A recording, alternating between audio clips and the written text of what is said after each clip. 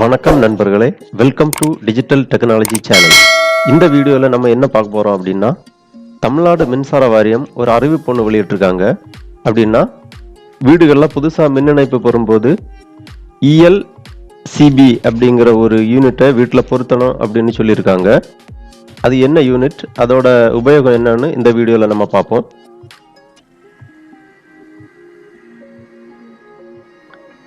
புதிய மின் இணைப்பு பெற உயிர்காக்கும் கருவி அவசியம் என மின்சார வாரியம் உத்தரவு.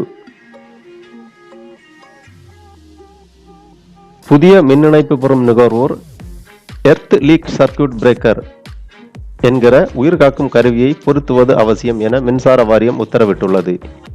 ELCB earth leakage circuit breaker. வீடுகளில் சாதாரணமாக வீடுகளில் 240 வாட்ஸ் மின்சாரம் கிடைக்கிறது.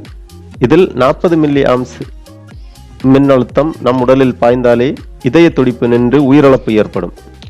இதனை தவிர்க்க நம் வீடுகளில் சிங்கிள் ஃபேஸ் மின் இணைப்புக்கு 1300 ரூபாய் மதிப்புள்ள ELCB மின்திறன் கொண்ட கருவியையும், அதாவது 40 ஆம்ஸ் மின்திறன் கொண்ட கருவியையும் பொருத்தணும்.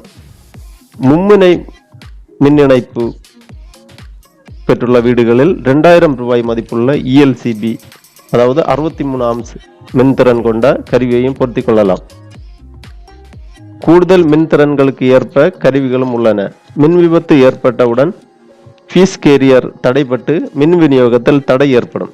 இதனால் அசம்பாவிதம் தவிர்த்து அடுத்த நொடியே உயிர் காக்கப்படும். மின் வாரியம் மின் இணைப்பு வழங்கும் போதே இந்த கருவி பொருத்துவது கட்டாயம் என அறிவுறுத்தியுள்ளது. வீடுகள் மற்றும் தொழிற்சாலைகளுக்கும் இது பொருந்தும். ஓகே நண்பர்களே, இந்த வீடியோ பிடிச்சிருந்தா லைக் பண்ணுங்க, ஷேர் பண்ணுங்க.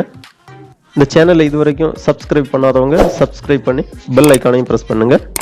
ஆதரவளிக்கும் அனைத்து நண்பர்களுக்கும் நன்றி, வணக்கம்.